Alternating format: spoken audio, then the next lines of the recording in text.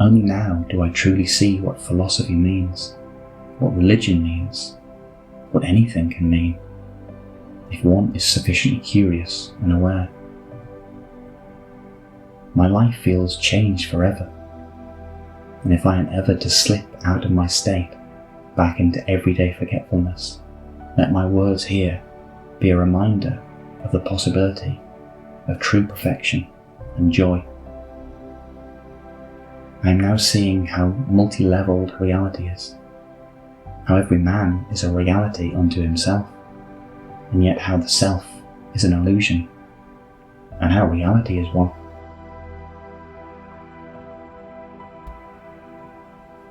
Welcome back to the Re-Entry Archive. My world is unravelling into poetry. An MDMA trip report taken from erowid.org. There is no fully coherent way to describe what has been happening to me these last few days. I suppose it started when I took pure MDMA for the first time. It is said that the first experience of MDMA is without parallel. It cannot ever truly be repeated.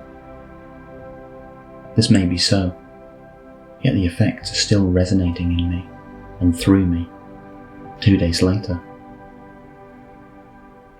Monday night I was online and my friend X invited me to hang out with him, saying he could get MDMA.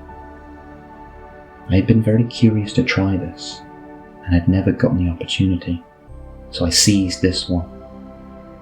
I promptly met him, and after hanging out at his place with our friend Y for a bit, we went to the house of his source. The three of us started smoking weed while waiting to get the MDMA. The weed was fun, as always, but there's no longer anything truly new about it. For me, it consists in a pleasant haziness, which relaxes the inhibitions, especially those of speech, and meanwhile takes my thoughts in all sorts of different directions, which can only be expressed by my babbling. But on weed, I still feel essentially like my everyday self. I have control over things. Time moves at more or less the same speed. Or if it feels different, I am aware that the difference is only in my mind. This is not so with MDMA. X and Y and I took our MDMA capsules as soon as they arrived. They were estimated to be at between 80 to 100 milligrams. The effects would not manifest for about 45 minutes, or so I was told, so the interval was spent in anxious anticipation. I cannot pinpoint the moment I felt the change. I can only say that sometime after, I noticed I'd been in a different state for a while. A discontinuity was created between my past and my present, but not in a traumatic way. Rather, I felt liberated from the past, free to enjoy the present moment to its fullest. I recall that I was talking in great detail in a non-stop stream of mumbling, the content of which was occasionally made clear to the others if I happened to raise my voice to an audible volume. What I was saying must have been none other than the contents of my unconscious. It all seemed terribly profound and important, yet I also enjoyed speaking for its own sake. I had so much to get out, so many things utterly electronically charged with meaning. X later remarked, while I was still in my monologue, that I must have lifelong issues with being ignored. He meant this in the most sincere, compassionate way. I more recently realised that until now, I not only felt ignored by others, but by myself, and only now am I really listening to my thoughts and working through them.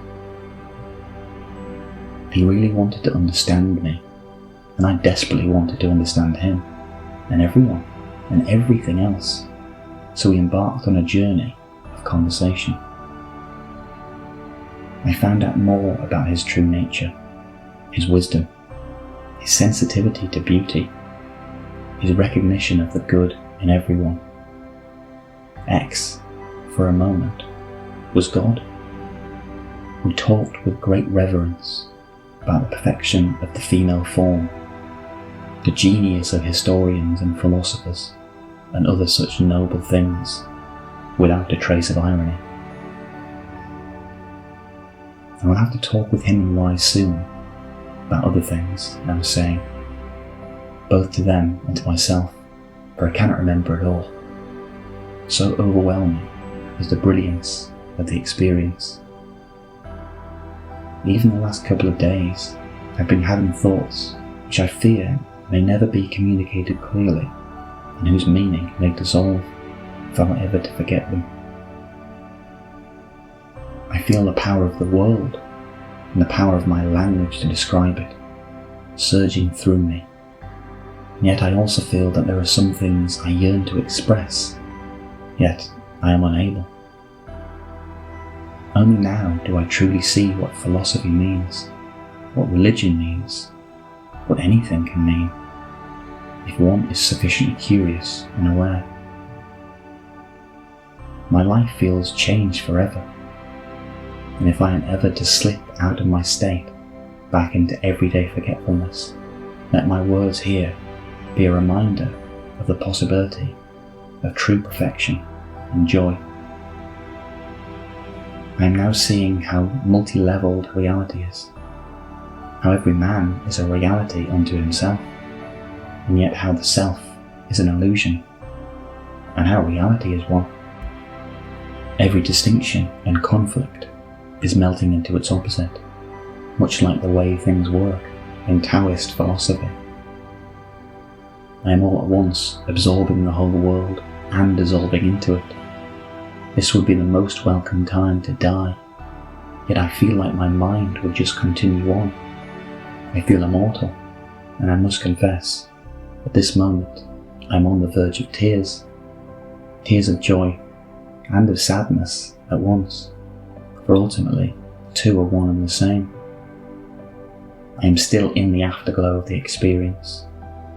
I long ago regained control of my urgent need to talk, but the restraint is causing a seething, joyous profusion of thoughts inside me, and this writing is its closest mirror. But my thought has ceased to be linear, unlike this writing. I want to say so many things at once, yet this keyboard only allows me to say one thing at a time. All my desires are merging into one larger desire for the way things are, even if that includes change. Everything is okay to me. Nothing will truly get on my nerves anymore. Moods will be mere ripples on the surface of the ocean of awareness. I must be sounding right now like some quasi-mythical airhead, babbling on and on in poetry, my head forever lost in the clouds. Yet it is not so. This is a new way of seeing, and I hope it will enrich my ordinary existence. My world is unravelling into poetry. The distinctions between language and feelings and things is not clear to me anymore. I will need to rethink my views on just about everything. I hope the reader may be led to do the same. Thank you for listening.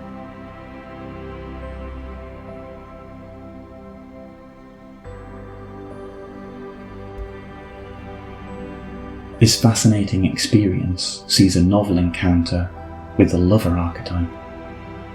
The description here of the experience is suffused with intimacy, connection, reverence for beauty, and a desire for union. And the traveller speaks of a non-stop stream of mumbling and feels that this is their unconscious pouring out. They feel a yearning to connect deeply with friends and comes to visualise one of them as God. The traveller wants desperately to be understood and to understand. The lover archetype is seen through the symbolism of union, in which boundaries dissolve between the self and the other, between joy and sadness, between language and feeling, and in the traveller's feeling of immortality through love. This would be the most welcome time to die.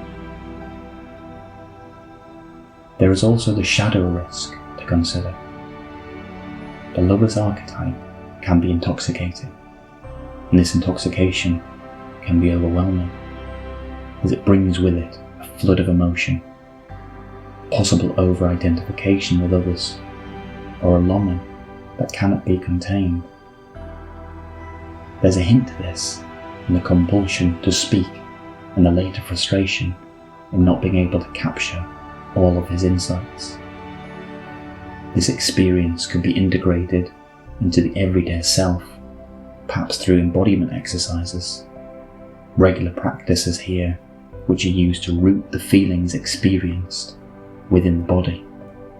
This could be through yoga, breath work, or simply mindful walking.